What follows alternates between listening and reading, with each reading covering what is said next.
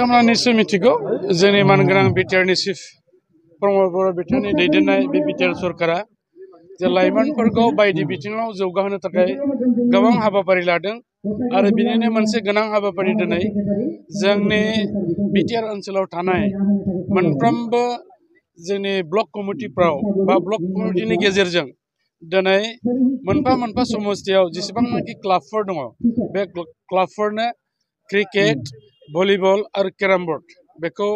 बे गेलेग्रा आइटेमफोरखौ राननानै होनाय जादों आरो जोंनियाव जमदर ब्लक हिसाबै गासै 40तासो क्लाबा बेवहाय दिनै नुजाफैदों आरो बिथांमोननो बे मख'नाय आइटेमफोरखौ मोनफा मोनफा हरनाय जादों आरो जों मिजिंथिदों निस्सय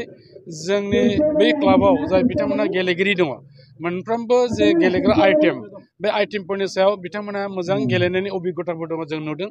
आरो बिसेसकरि भलिबल क्रिकेट आथिखालाव रासिनै बे खेलाफ्रा जागासिनो दं फुटबलजों लोगोसेयै दा बेनिखायनो बै गेलेनाय बिथिङाव जाहाथे जोंनि लाइमोनफ्रा आरोबाव साबसिनथारै गेलेनो खाबु मोनसिनो बेनि थाखाय बेखौ हेफाजाब होनाय जादों आरो फैबाय थानाय समाव आरोबाव गोनां माखासे क्लाबफोरखौ जों नायनानै आरोबाव जाहाथे जोङो फुटबलजों लोगोसे बायदि गेलेनायफोराव जाहाथे आवगायसिननो हायो बिनि थाखाय जोंनि बिटिआर सरकारा एबा मानगोनां प्रमद बर' बिथाङा बेवहाय जोबोद गोसो गोथारै लाइमोनफोरखौ गोजौ फारसे लांनो सिन्था खालायदों दा दिनै जोंबो जोबोद गोजोननाय मोनदों जोङो गासैबो जोंनि डिस्ट्रिक्टनि ब्लकनि प्राइमारि दैदेनगिरिफोर जयै थानानै जोङो क्लाबफोरनो बेखौ राननो मोननायखाय जोंबो गोजोननाय मोनदों आरो इन फिउचाराव बे क्लाबफ्रा गावबागाव क्लाबाव खालि गेलेनानै थानायल' नङा बिथांमोना जोंनि स्टेट लेभेलाव जुदि सौहैनांगौब्ला निस्सय जोंनि बे क्लाबफोरनि लिग जे बादायलायनाय जायो बेफोराव बिथांमोना बादायनानै जोंनि साब डिभिजन लेभेल आरो डिस्ट्रिक्ट लेभेल बेखौ बारग'नानै स्टेटआव जाहाथे थांनो हायो आरो लोगोसे स्टेटल' नङा जों नेसनेल लेभेलावबो जोंनि ओनसोलनिफ्राय गोबां माखासे पार्टिसिपेन्टफोर आथिखालाव ओंखारबाय दा बेबायदि जाहाथे गेलेगिरि नुजानो हायो जों बेखौ मिजिंथिदों आरो निस्सय बे जाफुंगोन बेखौ जों आसा खालामबाय बेखौ जोङो दा आथिखालाव बयबो मिथिगौ जे गेलेनाया खालि गेलेनानै थानायल' नङा गेलेनायजों जोंनि लाइमोनफ्रा गावनि जिउ राहाखौ दानो हायो जों नुबाय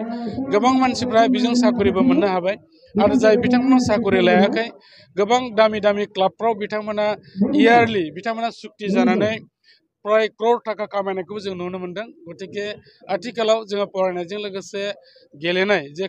कारिकुलाम एक्टिभिटिस होननानै बुङो बेखौबो लांफानांगौ आरो बेजों निस्सय गावबागाव जिबनखौ दानो हायो बेनिखायनो आं साफ्रोमखौबो खावलायबाय जोङो ओरैनो गावखौ गोनो गोथो बिदि दोनाजासे फरायनायजों लोगोसे जों गेलेनायावबो आवगायबोदों